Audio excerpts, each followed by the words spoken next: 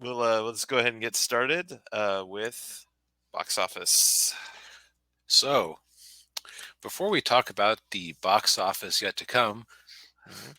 a couple of interesting things stood out to me about this week's box office. Okay. First off, Daniel, you pointed this out to me. I hadn't realized. Uh, Mhm. so, while Taylor Swift is continuing to make money, it's actually more concentrated than I thought because it's not being shown every day of the week. Yeah, it's only really on like Friday on the weekends, occasionally on Thursdays. Yeah, like Halloween got a showing of it. Yeah. So S- So that might explain part of, that actually explains why it keeps really winning at the weekends because there isn't the rest of the week to dilute demand. right. Yeah. It came in at second this week. Meanwhile, Five Nights at Freddy's really took a nosedive last week, which was kind of interesting. Yeah. I wonder if that's just a case of everybody who wanted to see it has seen it, and now they're just going to wait for it on digital or Uh, 4K. I mean, the fact that you can go get yourself a what do you call it account, Peacock account right now, and watch it cannot be helping. No, that's true. Yeah, and good to see you as always, Ninja. Hey, Ninja. Um, but yeah, yeah, it probably would be a little higher if it wasn't on Peacock. But yeah, Right. I mean that Universal keeps doing that to their horror movies. Last year, what was it? It wasn't Friday uh, the 13th. it They was had Halloween. Halloween. Yeah, they had a Yeah, Halloween movie due day and date. It's like only these horror movies, and only with Universal. It's a strange choice. yeah, and also Blumhouse. Noticed too for some reason because those are all done by Blumhouse. It's and oh, good. That's good to hear, Ninja. I'm very happy you got your guardian angel Well, copy. sweet. Yeah, I checked my mail earlier, and it hasn't shown up for me yet, but yeah, uh, I know it's coming. yes, Um, Although I did get my digital copy, but I'm gonna wait to read the real thing. yeah, okay. And, That's but yeah, it's interesting that they're only doing that with the horror movies. I guess they figure since they're relatively inexpensive to make that they're not too worried about it. mhm. So yeah, Yeah, that's a reasonable theory. Like it's like, well, I mean, it's 25 million, so they're not going to lose money on it. yeah, So that could be Universal's strategy to try to prop up Peacock a bit. yeah, We have talked before in the past, like Hollywood only seems to want to make superhero movies and horror movies, and one of those might be going away pretty quick. yeah. Yeah, if the rumors are of the Marvels underperformance are to be believed, which I think they are. Yeah, that's here. Rounding out our top five, we've got Killer of the Flower Moon at number three. Still with its Marvel-sized budget, it cracked 50 million in the states. That's a thing, Yeah, yeah, and it's actually bigger internationally, which is a real surprise, actually, because it's a very American story. Like, it's yeah. I wonder if that's Leonardo DiCaprio and oh Martin yeah, Scorsese having something to do with that. yeah. The biggest markets are definitely biggest in Europe, Yeah, yeah. UK, France. Yeah, Germany. Okay, so that tracks. mm, Does not appear to have gotten a China release, but what does these days? yeah. That's true. Ninja says he's going to be watching a Peacock movie next month with Monk Last Case. I didn't know they made a Monk movie. Huh. Didn't the actor die? No, I think he's still alive. Uh, I to the mean, internets. yes, to the internet's. Let's see, Monk. No, he is not. Yeah, that's what I thought. Oh, he's my parents' age. Okay. He just turned 70, so yeah. Oh, I thought I'd heard you. Hmm. Oh, I typed it in wrong and it somehow got meatloaf. Okay. Yeah. Okay. Uh, Well, good for him. I thought I'd heard that he died like 10 years ago. So, yeah. um, But yeah, so yeah, it's interesting. Yeah, I wonder what the future will hold for Marty and Leo teaming up again. yeah. I mean, really, how many movies does he have left in him at his age? Not to be grim, but Yeah, he's got to be late 70s, I would think, early 80s. Yeah. Although Clint Eastwood was directing movies when he was pushing 90, so yeah. And apparently, he only really stopped because, like, he came out with some cowboy movie there, some movie last year, a couple years back that didn't make any money. It sounds like people at Warner Brothers said, "Yeah, we don't care what kind of history we have with this guy. We aren't throwing away money on movies that don't make money anymore." yeah. And yeah, it's Tony Shalhoub is the actor's name. Okay. Yeah, but yeah, and then what? Priscilla. Priscilla, That's a biopic based on the Priscilla Presley. biography. Yeah, Yeah, which okay. Did not grow up in an Elvis household. The I ol- didn't either. Yeah, my only real exposure to Elvis was like general pop culture, and that was mostly just like jokes about his voice, Johnny Bravo being an Elvis impersonator, yeah, lots of I know that lots of jokes about Elvis impersonators in Vegas, etc. I knew he was drafted because my parents explained the plot of Bye Bye Birdie to me, since that's just a take on that. yeah. And he died on the toilet. Yeah, Okay. Now he had this ridiculous sandwich he was eating multiple times a day that was like 3,000 calories a pop, or yeah. Well, it was like peanut butter and it was peanut butter. I think it was like peanut butter, banana, and something, and it was deep fried. Yeah, let's find out. Peanut and he butter, banana, and bacon sandwich. yeah, and, Just and yeah, deep. I want to say it was deep fried, like a Monte Cristo. let's find out. The sandwich may all recipe says the sandwich may sound unappealing, but it's actually very tasty, especially on cold days. uh, Have teaspoon butters, cover this slice of bread. Okay, so you put butter on the outside of the sandwich, so you kind of grill cheese it a little bit. oh, okay, okay. And he would also shoot a revolver at the TV when he'd get mad.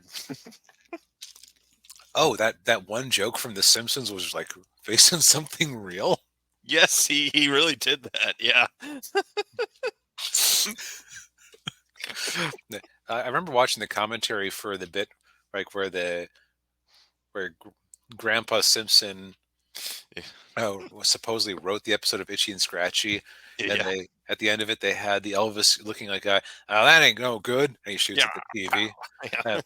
Uh, apparently in the script, because they were worried about the Elvis estate going after them, they had to refer to him as Southern Gentleman. uh, yeah, We were wildly off track. yeah.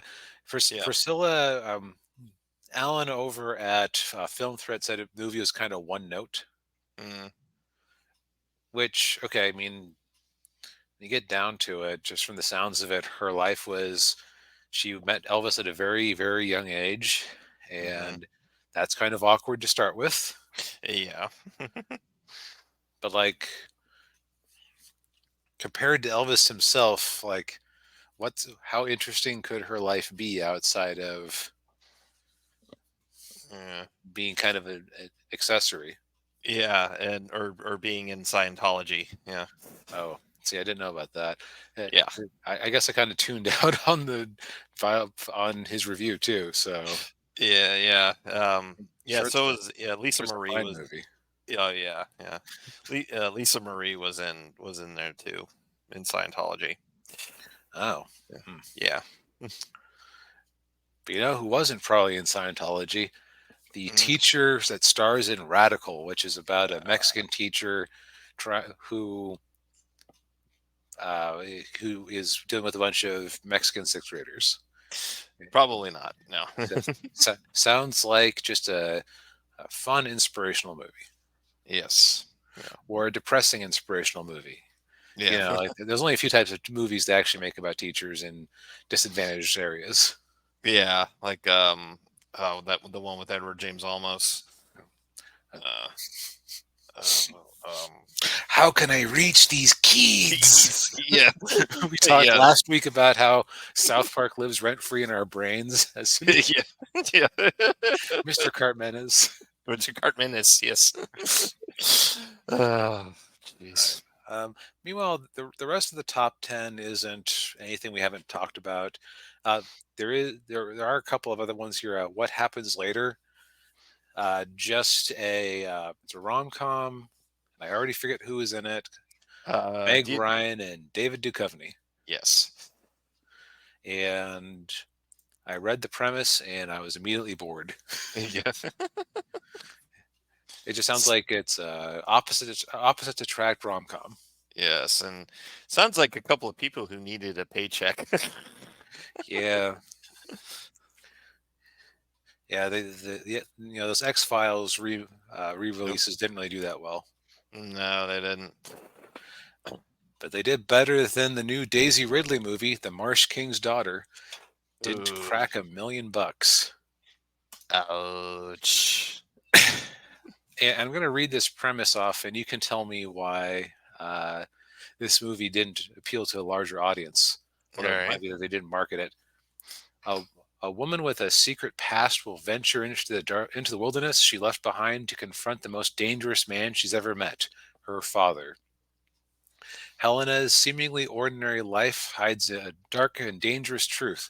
Her estranged father is the infamous Marsh King, the man who kept her and her mother captive in the wilderness for years. When her father escapes from prison, Helena will need to confront her past. Knowing that he will hunt for her and her family, Helena must find the strength to face her demons and outmaneuver the man who taught her everything she knows about surviving in the wild. So it's like gender swap first blood, but I with guess. with like a serial killer angle to it. Yeah. Yeah, yeah, yeah. Ninja, I think sums up best. Daddy issues the movie didn't care. Yeah. Yeah, pretty much. One thing that's interesting here is if we go down into the bottom, Oppenheimer actually beat Barbie because they did some sort of re-release into 1,000 theaters. Oh wow. Mind you, it still barely cracked 500,000, but hey, you know. Yeah. Also, Gran Turismo got into another 1,000 theaters somehow. Wow. Huh. Um, I believe that this is a sign that there isn't a whole lot to actually show right now. Right. Yeah. uh. Considering they had to move Dune and hmm Yeah. Yeah. Which yeah, Dune was supposed to come out last week, wasn't it? yeah, sometime in November, I think. Yeah. Yeah. And somebody pointed out it actually pushed the Marvels out of IMAX because the IMAX theaters wanted to show Dune and they didn't want to show Marvels, but then they moved Dune back so that Marvels got an IMAX. Uh, Yeah, Although I don't know if that's going to help the Marvels any. I mean it won't hurt, but Mm. um, then the other one that I thought was kind of interesting further on down the list, the anime movie that I reviewed earlier this year, Suzume, actually has been back in theaters for a couple of weeks now. Hmm. Which that's kind of a random choice. Yeah, yeah, Like, it's like that. Although noticing there's a lot of Sony in this bottom track here, so maybe someone at Sony is like say Gran Turismo, like hey, you know, hey theater operators, what's the you know yeah, what else do you have yeah. to show? Yeah, we don't have a whole lot of product coming out, so can you just reshow our stuff from earlier this year? Okay. Yeah, like I know that you don't make as much off the box office if it already has been released elsewhere. Mhm. But seriously feel like that with this strike situation and like nothing, like Disney is not releasing a single movie after the Marvels until April, apparently. Well, when Wish is coming out later this year, isn't it? Excuse me, After Wish, After After Wish. Wish. Okay, yeah, yeah. That's right, that's right. I keep forgetting that Wish exists. Yeah, I do too. Yeah. Like I actually went up, I went online and I heard that one of the villain song was trending on TikTok or something, but it sounded like it was trending because everybody was making fun of it. Because after poking at a couple of the songs, Yeah. it seriously sounds like somebody uh, asked Chat GPT to make a musical that's like Frozen but set in Spain. Probably. Like what was it? Chris Pine is the villain, Oh, uh, really? Huh. and what? Okay, so have you ever seen the musical My Fair Lady? I haven't, no, but I know what it's about. Yeah. So I want to say was it Rex Harrison who was in that? Yes, Rex Harrison. Yeah. The man And could not sing. yeah. This is a problem because My Fair Lady is a musical. Yes. So they actually had to kind of rewrite it so he could just kind of talk tonally through the songs. Um, Uh, fun fact: that's also like uh, Seth MacFarlane's impression of Rex Harrison in that movie is what Stewie is. yeah. They even did an episode of Family Guy where they spoofed My Fair Lady. Ah, uh, oh, I remember that one now. Yeah. Yeah. Anyway, that's what the Chris Pine villain song that's been circulating around on online reminded me of when I listened to it. Oh. Oh, But jeez. yeah, but anyway, it seems to me that there's a lot of stuff that came out straight to streaming during the pandemic that there's like I feel like anytime there's a gap in the that people have forgotten about or weren't aware of because it was put on a streaming service that wasn't well targeted at the time. Yeah. It seems to me that even if half of something is better than twice of nothing, right? Like Yeah. even if the theater only wants to give you a 25% cut because I don't know, Coming to America 2 is sitting on Amazon streaming or Yeah. whatnot. Yeah. Cut a Yeah. deal, man. Come on. Yeah. Yeah. And Ninja asks if we've watched the Craven the Hunter trailer. Yes. Yeah. Um, my overall take on that is that it looks like the best take you could do on a kind of a rotten idea. Yeah. Pretty Because much. like a revenge story against his father is probably the only way you could make Craven the protagonist. Okay. Kind of the same way that in Morbius, the only way you could make Morbius the protagonist was to set him up against somebody worse. Yes. And of course, we know how Morbius turned out. More of that noise. Oh yeah, yeah. Jeez. I do have the sneaking suspicion that Craven the Hunter will be better than Morbius, but that is a very low bar to clear. Yeah. Jeez. Yeah, indeed. Just because it won't have what's his name sleepwalking his way through the movie. Oh yeah, Jared Leto. Yeah. Uh, All right. oh, So we've talked about the ghost of box office past. Let's take a look mhm. at the ghost of box office present.